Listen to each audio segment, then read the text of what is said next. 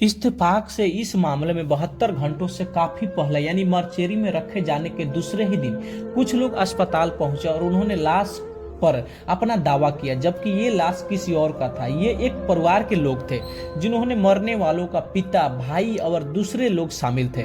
Hello दोस्तों, मैं गोविंद अपने यूट्यूब चैनल में आप लोगों को स्वागत करता हूँ। एक और नई घटना की कहानी आप लोगों के बीच लाया हूँ। तो चलो शुरू करते हैं आज की नई क्राइम की स्टोरी। एक वकील साहब को एक लड़की से प्यार हो जाता है और उस लड़की से शादी करने के लिए वकील ने कुछ भी करने के लिए तैयार थे, चाहे उसके लिए वकील साहब को भी क्यों नहीं किसी को जान भी लेना पड़ जाए, और सब कुछ करने के लिए तैयार थे। जबकि वकील साहब पहले से शादीशुदा थे और लड़की भी किसी भी हद तक जाने के लिए तैयार थी अपने प्यार को पाने के लिए, जबकि लड़की का उम्र वकील से साहब के उम्र के आधी थी।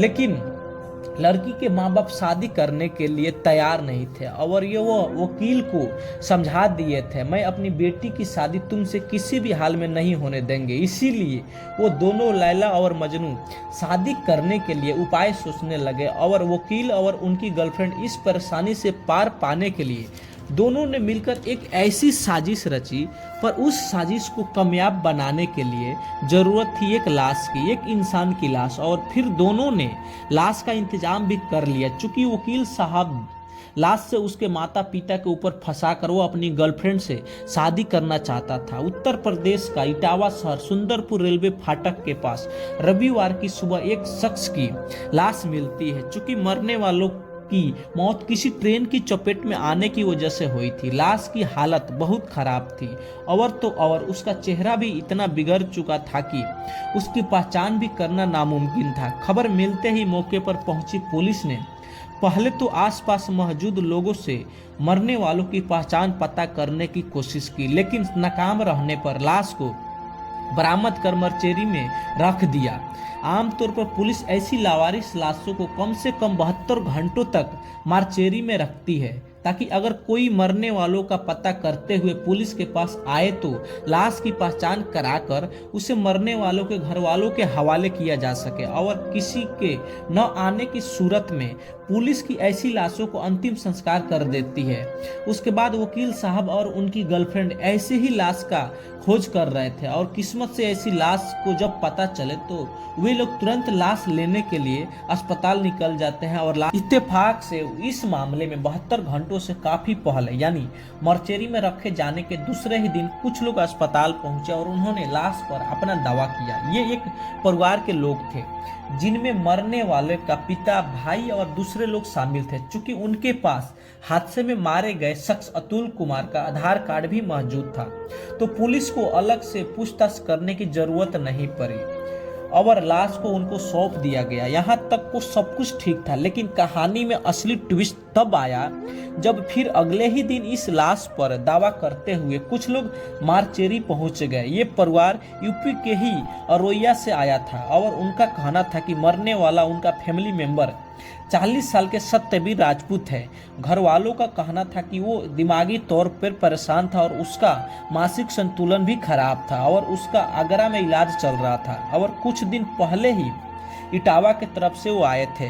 अब इस दावे से मामला बुरी तरह उलझ गया। क्यों? अगर लाश वाकई सत्यवीर राजपूत की थी तो फिर वे लोग कौन थे जिन्होंने लाश अतुल कुमार की बताकर उसे अपने साथ ले गए? अब पुलिस सोच में पड़ जाती है और वह बोलती है कि कुछ न कुछ जरूर गड़बड़ है।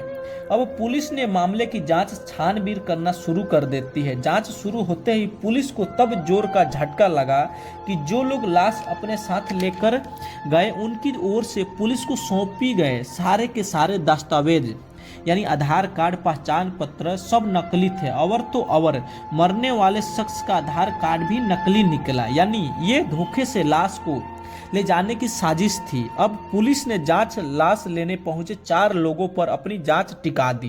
पुलिस को एक सीसीटीवी फुटेज के चारों की तस्वीर नजर आ गई। अब इस तस्वीरों के आधार पर चारों की पहचान पता करने की कोशिश चालू हुई। शुरू में तीनों को पता नहीं चला, लेकिन चौथे शख्स की पहचान साफ हो गई। ये इटावा का ही एक वकील था, हेतराम मित्तल। अब पुलिस ने पहले मित्तल को पकड़ा और उसकी निशानदेही पर फारूक, तस्लीम और फुरकन को भी गिरफ्तार कर लिया। ये वही लोग थे जो फर्जी आधार कार्ड सौंप कर लाश ले गए थे और सत्यवीर राजपूत की लाश को अपने रिश्तेदार अतुल कुमार की लाश बताई थी, जबकि असल में इस पूरी कहानी में अतुल कुमार नाम का सचमुच कोई आदमी है ही नहीं। लेकिन सवाल ये था कि इस मामले के मास्टरमाइंड 50 साल के वकील हेतराम मित्तल ने आखिर ऐसी अजीबोगरीब हरकत क्यों की।